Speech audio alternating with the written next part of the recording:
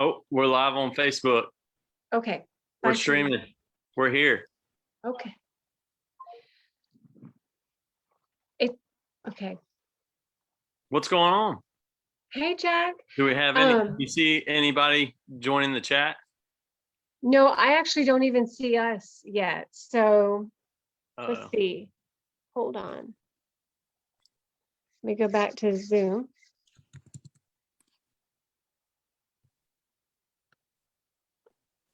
Okay. There we are. Okay.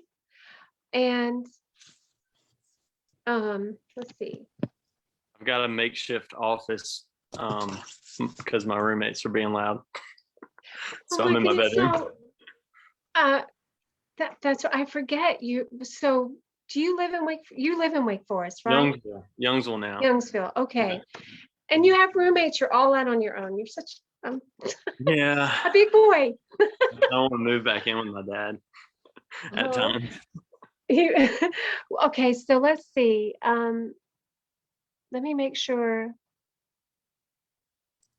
All right. It says that we're live, Jack. So Yeah, I'm just gonna we're trust live. this is going and We're rolling. okay. Well, I appreciate you doing this so much and just helping me with the technology and your patience and all of that. I know I'm gonna get this one day. I just Oh yeah. know it. You'll get the hang of it. I'm being a test dummy. Hey, and can you hear me okay? Yeah, we're good. Can you hear Okay, me? great. Yes, I had to turn the volume up, but anyway, I just appreciate you doing this. I love your story. I think you're just an amazing young man, and um, I wanted to invite you on here to share a little bit about your faith, your mom, and your business. Yeah. And um, the thing that I really wanted to start with is just really when I took notice of you is when Blake came home and he had, I thought it was a hat, but I guess it was a t-shirt. Because this house has just got hats all over, the Swamp Dog hats. Yeah. But he had on his shirt and I said, I like your shirt. Where'd you get that shirt? And he said, Jack, I got it from Jack. And I said, Jack on the football team? And he said, yes. And I was so impressed with that. I just was so proud of you for having a business. And you were just, how old were you at that time? I was 17 years old, and I actually had to put the business in my dad's name to open up an LLC. But I was 17, and it all kind of started. I was playing around on the computer. Cole Abshire was actually hanging out with me, and we were just in our bonus room, and I was drawing on the computer. I grew up drawing stuff, and I always liked sketching this and that. And I was playing with the app Paint. I don't know if you remember that, but it was a software on Microsoft that it came with all the PCs, and you could just paint stuff on there. And so I came up with this little logo, and I was like, oh, that would be cool to have on t-shirts and stuff. And I had been on Instagram just looking at other small businesses, and I saw that people were doing it. I said, well, I want to try this out and see where it goes. And actually, Braxton Cross, he started a company called Southern Catch. And so I kind of, talked to him briefly a little bit about it. And I saw what he had done, and he pretty much started selling t-shirts out of the back of his car. And so I said, well, Wow. it doesn't seem hard. I said, I'm going to send this over to a screen printer in Wake Forest and see what they can do. And I took $300 and I spent $300 on 30 t-shirts, and I had a pre-order written up. And so I had 30 people who already said, yeah, I'll buy a t-shirt for $20. And shirts cost me $10 a piece. So I took that and I made, another $10 on it. And after I sold the pre-order, I had $600 in my pocket. And so the same process, just it kind of went from there. And I started doing hats and then t-shirts. Now I'm doing hoodies, some jackets, even like random stuff. I'll do turkey calls and all kind of different products that I put on my website throughout a season. And it's just I don't know. I never really look back on it. I'm always planning, 6 months ahead. You have to for the industry. And so I never really look back on it and realize, it started from nothing, some ugly t-shirts, and then a ton of ugly products in between to now where actually my full-time job is screen printing and embroidery for custom customers. So Wow. yeah, it kind of just took off, and that's all she wrote. And now it's a good part-time gig where I have it as almost passive. I don't really touch much of the inventory. I do more of the design and purchasing, and um, a lot of Facebook ads. I spend a good amount with Facebook. It's kind of Yeah, ridiculous, but yeah, so it's fun. I enjoy it. that is awesome. So when you first came up with this idea and you talked to your dad, and your dad was the one that you had to put it in his name, Yeah. what did they say to you? What did your mom and dad say to you? They were supportive of it, but I think they thought it would just be a hobby, or like, okay, you made money from cutting grass, go ahead, sell some t-shirts. I don't think they thought much of it, but they were always, starting out, they were helpful, and they realized, like, okay, people are sending checks and like envelopes with cash to our house, because I didn't have a website.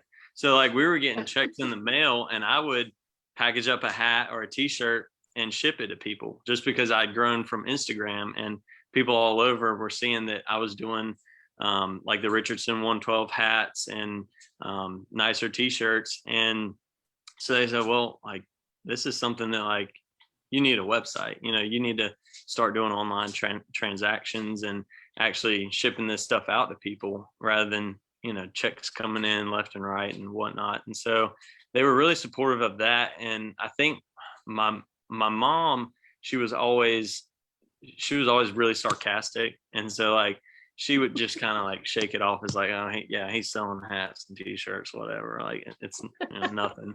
And then my dad would always be like, you need to sell more. You need to, do more of this, more of that, in a way that like wasn't so um, discouraging to me, where he was like, you need to set your goal here and then strive a little higher. And but he would also be kind of not strict, but tough on me in a way to where I was like, I want to prove him wrong, and show him that I can do this and I can do it on my Yeah. own.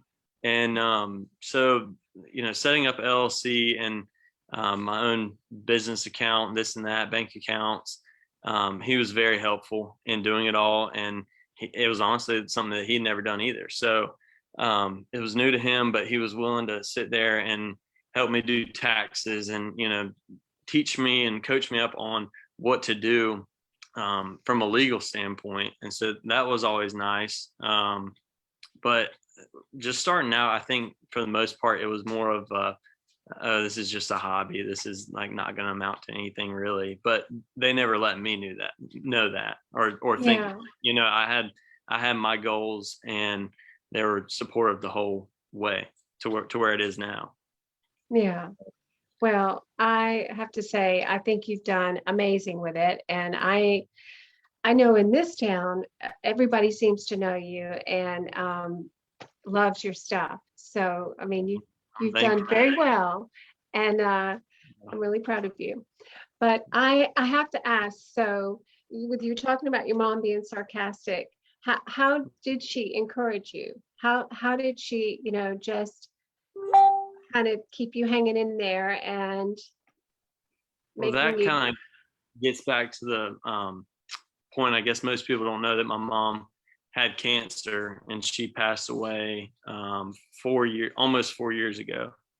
I think that's right, 3 or 4 years ago. So um, it, she had cancer all throughout when I was in high school and college, and so she was able to help, and she would sometimes ship out packages and stuff for me, and especially while I was in college. But I think starting out, um, I didn't want to make it a big deal or like ask them to do too much. And she was sick, a lot of times she would be in bed, and wouldn't be able to help out much anyway. But she was always, kind of more humble. And I guess that's where I get it from. I don't ever talk about it. I just it's what I do. And that's why I do it. But I look at it kind of how she would. And just, she encouraged me to really do what I want to do. And after seeing her being sick, it made me realize that like this life is so short. Like I cut Yeah. grass for $8 an hour for a guy in Franklinton, and I sprayed pasture fences and walked miles and miles a day. I worked hard and realized that I don't want to do that. I want to do something I love and figure out how can I make money from it to not be a billionaire or a millionaire. I want to make a good living, but I want to do something I love because, and I could get cancer tomorrow, and or you or anybody. I don't wish that upon Right. anyone, but it's very possible and it's common today. And she really influenced me to do what I want to do, and not really think twice about what other people say. She was always one to, she would wear a wig when she lost her hair, and she would go to all my football games, all my baseball games. And if you were sitting beside her in the stands and you didn't know her, you wouldn't know she had cancer, or even, you wouldn't know that she might have had 2 years left to live, or a year, 6 months. Yeah. At times it was like that, where, she would have a surgery coming up and we wouldn't know. And now looking back, and I've had multiple conversations with my dad about it, it was a lot worse than even I thought it was at the time. And it just shows how strong of a woman that she was. And it encourages me now to just keep on keeping on and do what I want to do every day. And yeah, it's easier said than done, but there's definitely ways around that, and ways that you can do what you love to do, or at least a mindset to where you can enjoy what you do. And Yeah. I think she taught me a lot of that growing up, just by going through that. But That's amazing. And you are right. You would not have known. She just seemed so strong. It's like, just like nothing was going on. yeah, well, she And didn't want anybody feeling bad for her, and that's just how she was. And when she passed away, I kind of felt the same way. Of course, I was sad, and I still get sad about it, but there's no reason that anyone should feel bad for me for losing my mom. And I think it's just a mindset. Like, it happens to the people that it can happen to, and you don't know. Like, you think, oh, I may not be able to handle that. Like, that's way too much.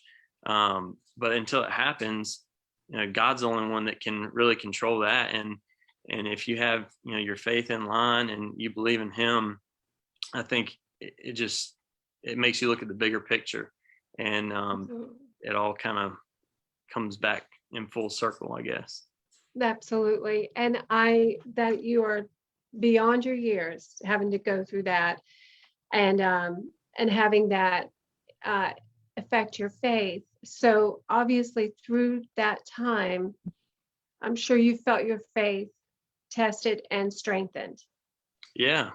Um, I was actually I was a junior in college, and I went to East Carolina, and East Carolina is known as a party school, and I partied a good amount. I'm not gonna lie. I was going to parties. I was being the fun college student, and I still like to have a good time. I have fun, and but I was at a point where I had lost a best friend who got killed in a car wreck, Carson Lindsay, and Yeah. yeah, that was a sophomore year of college, and um, that kind of it upset me because it wasn't my family, but it was something that couldn't have been prevented.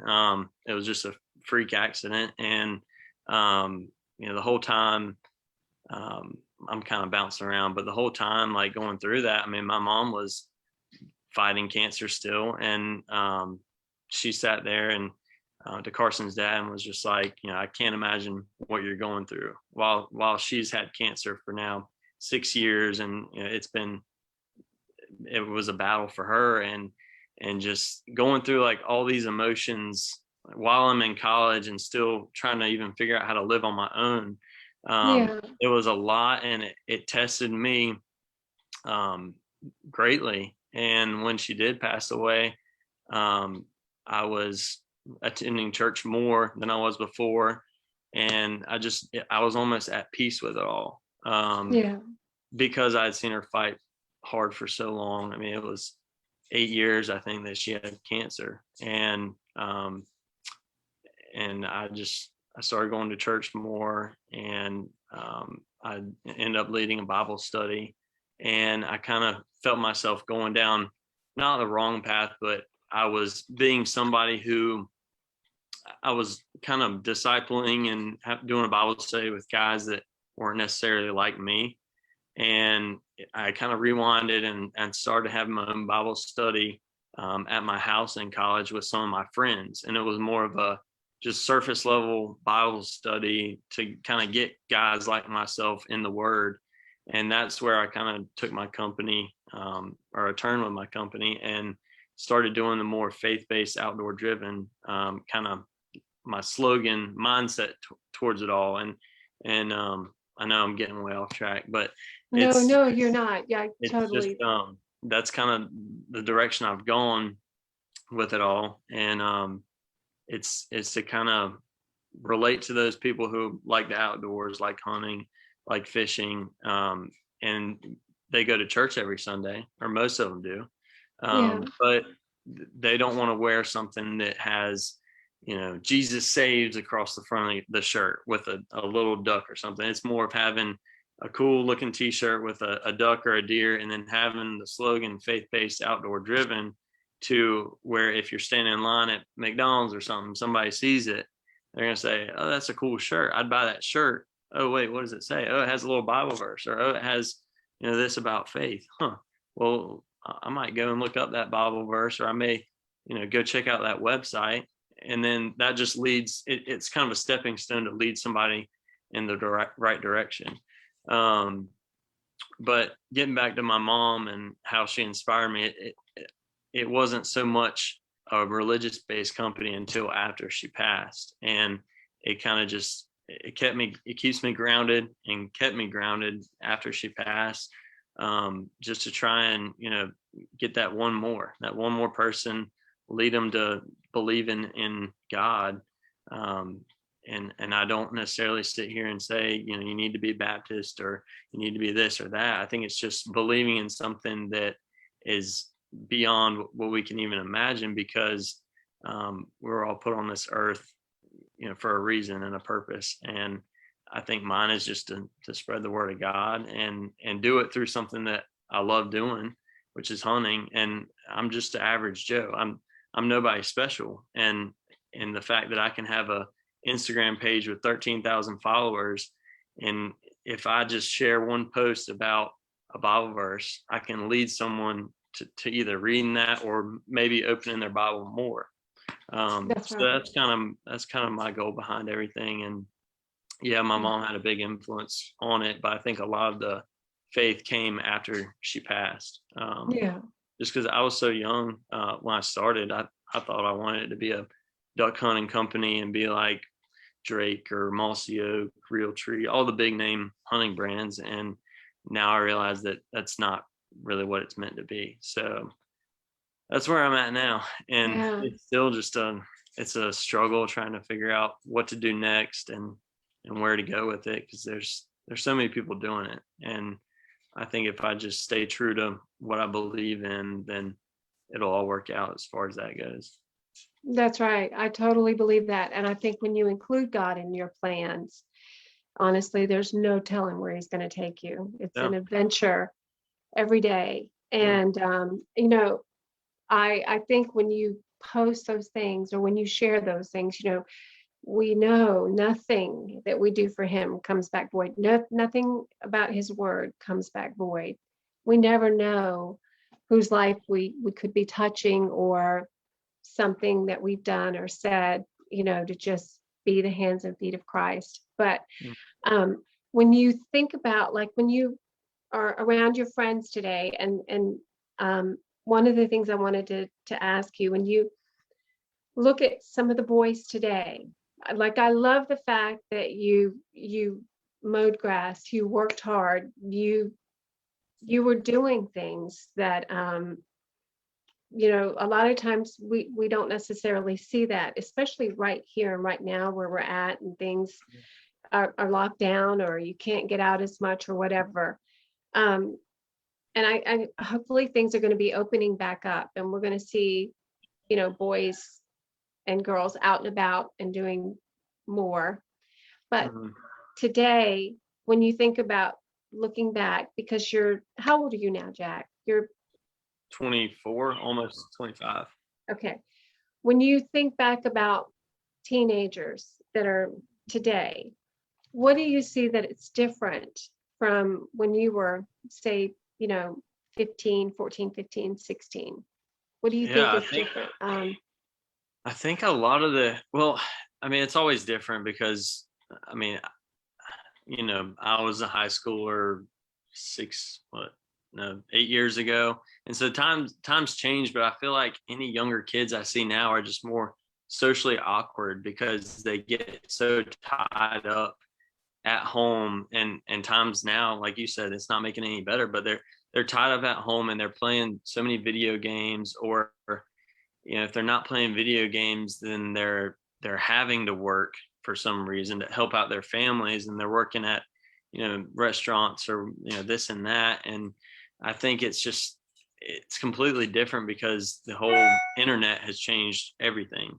um, and parents, they're fine with their kids playing video games because they're not bothering them. They're just sitting there and they're occupied, so I don't have to worry about them. They'll go on to college and they'll figure out what they're going to do with their life. Why should I try and do anything extra now if everything is just going smooth as it can be? And I think that's a big issue.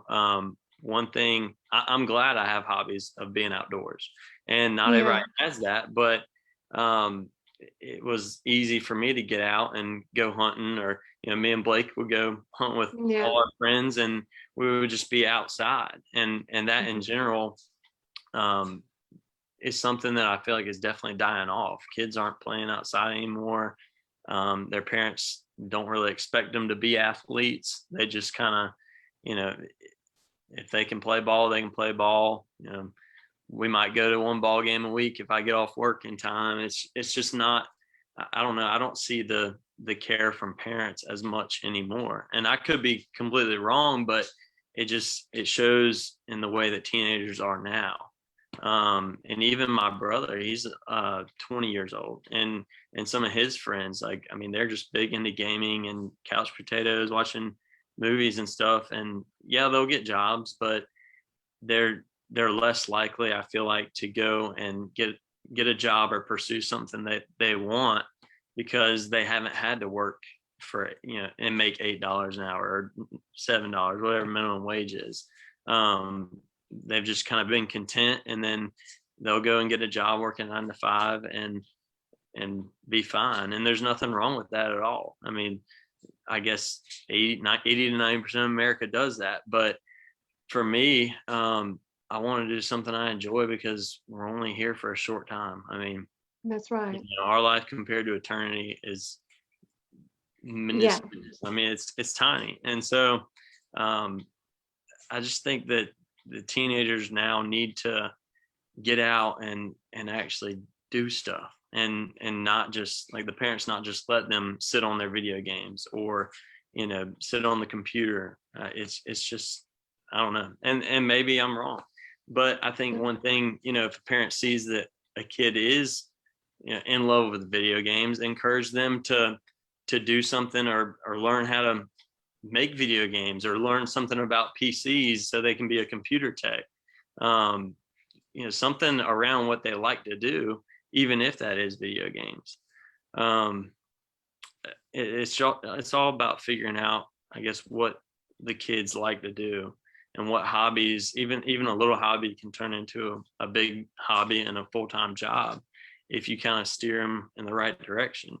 And that's kind yeah, of what my parents did.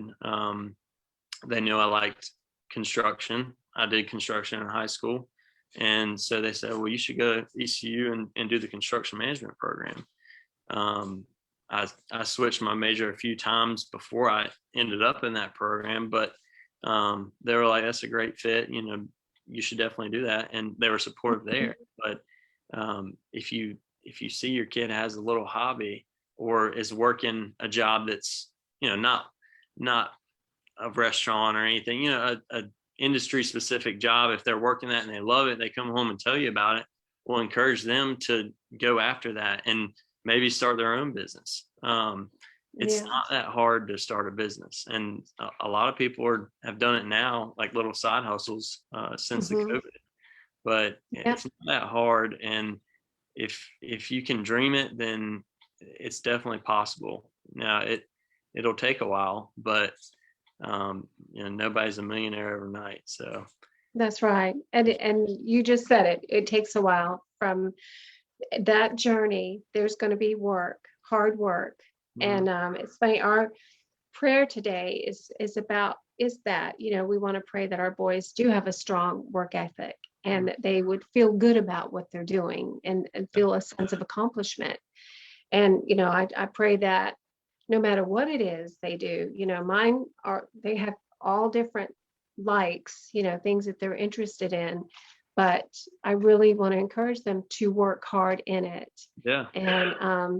And obviously that's exactly what your parents have done for you. And I think you are just an amazing young man. All that you've been through, it has definitely just sharpened you and strengthened you to be just an incredible young man that is a mouthpiece for Christ and good things. And I would love to just ask you, like, what I know as moms, we just want to be, we just want to have that influence that no matter what, all three of mine, or I have four, but the three that are gone on their own, I still want to be a great influence in their life and be active, you know, in what they do. And so what would you say to a mom today that is raising a little one? I know you just shared a lot about getting outdoors, but something that More general. yes, Yeah. just that you think something that your mom did that was really special, that you know would be super special for boys today, to be Yeah. all boys. I would say just set an example. Set an example as in the way that, like, be the person that you want your kids to see. And being a boy, I saw that my mom was very loyal, respectful, and very helpful to my dad. And I saw it more from my dad because he helped my mom so much during the time she was sick. But as a mom to a teenager, I think you need to not be so harsh on, you know, you can't do this, you can't do that. Okay, you can do this, but you can't do that. I think it needs to, like, my mom was very understanding. I think that's the best way to put it. And know that, like, your kid is never going to be perfect. I'm nowhere even close to perfect. I've had so many mistakes in my life and hiccups, and I'll have more. And I will never be perfect, and I'll never act like I'm perfect because I'm not going to be. Nobody's No, none of us are. That's and right. so, Moms aren't either. yeah. So I think that just, like, be forgiving and know, like, love your son um, in a way that is just beyond anything that you can kind of imagine here on the earth. And just be the person where, like, okay, if your son comes home and you know he was at a party, this will be probably for 16 to 18-year-olds. If you know he was out partying, well, yes, punish him in the way that you see fit, for coming home later, being around crowd, doing things he wasn't supposed to, but don't hold it completely against him, and rather have a conversation about it, and have a conversation about, like, if you're doing this, this is what it's going to lead to, rather than just saying, I'm taking your car away for 3 months, because when he gets his car back, he's going to go back to doing the same thing. It's kind of just having a coaching mentality, and then leading by example from there.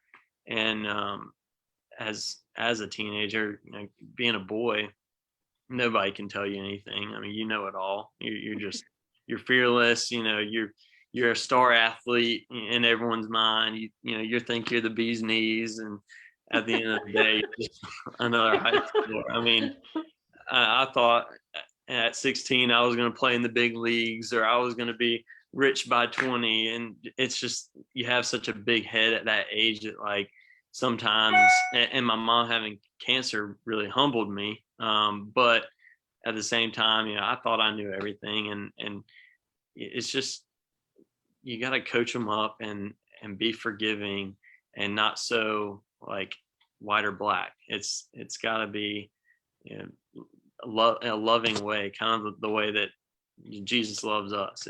And that's the best way to put it. I've never really looked at it from that angle, but yeah. That is And so true. I'll never be a mom, so I don't know. I don't know what that's like. Well, I will tell you, it's such a blessing. I mean, it is the greatest gift that we can have, and we want to. I know the moms in this group, they want to raise the best sons, and they want to have, like I said, a very positive, godly influence in their life, and we just want to train them up. And we're not perfect either, but we do want to train them up in the way that they should go, the way that God would have them to go.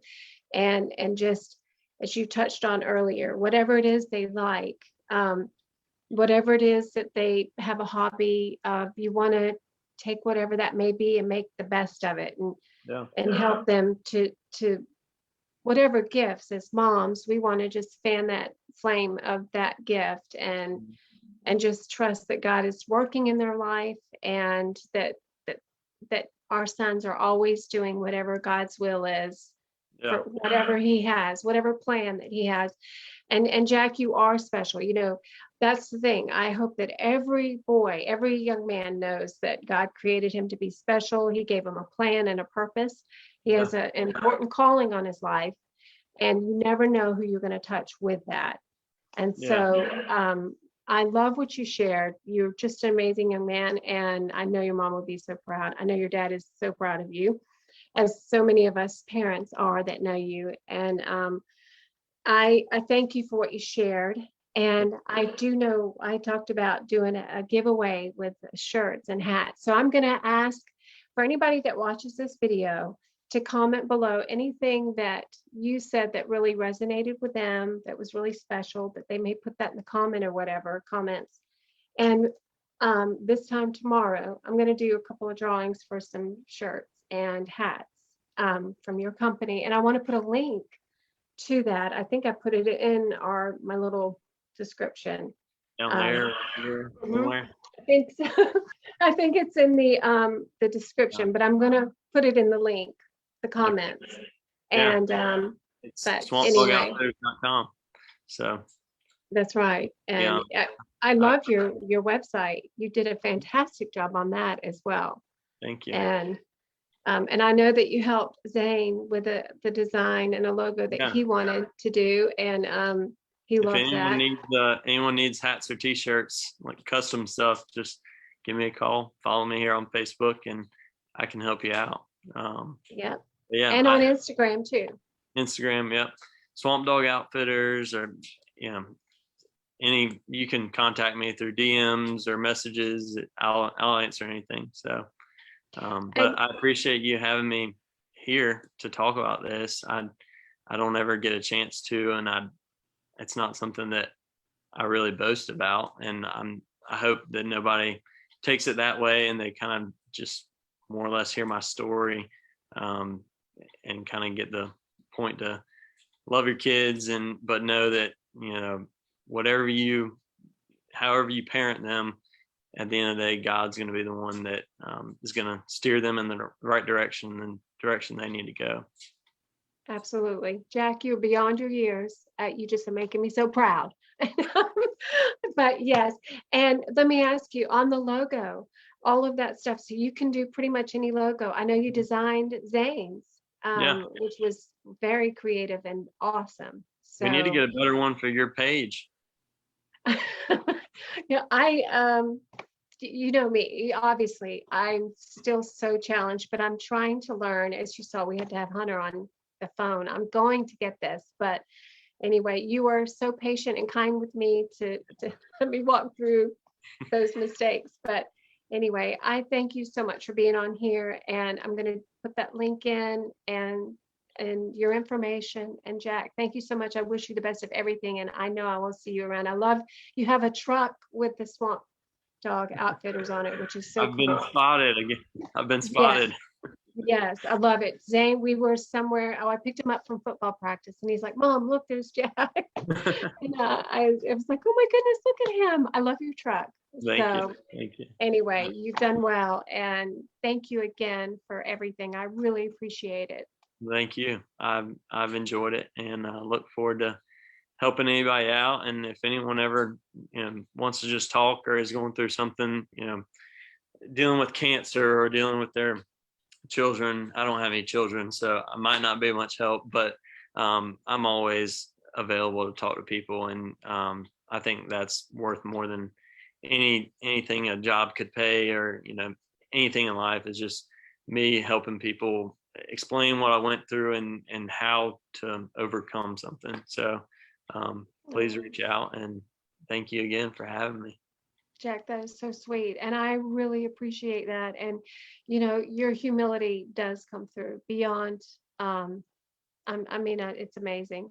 So I really hope that if somebody's going through, they would reach out to you, because you truly are just an amazing young man, and you have a lot to offer. And I thank you that you shared all of this with us as moms. So anyway, I hope you have a fantastic weekend, and I'll be back in touch. But I can't wait to hear what other moms are going to say and share, and then we're going to do a drawing tomorrow night. All right. So Yeah, and so for the giveaway, you however many drawings you want to do, 2 or 3, I'll send them whatever product on the website they want, or a hat or a shirt. I've got some that are expensive, some products that are expensive, but yeah, any hat or shirt, yeah, I'll ship it out to them, or they can pick it up in Wake Forest. So you sounds are like a so plan. sweet. Okay, well, I will. Hopefully, I'll be in touch. And thank you again, Jack. Thank you so much. Yeah, thank you. Good night. I'll see I hope- everybody else. Okay, let's see. I guess we All just right, figured it out. all right. So hopefully this will work. Thank you, Jack. Thank you. Bye bye.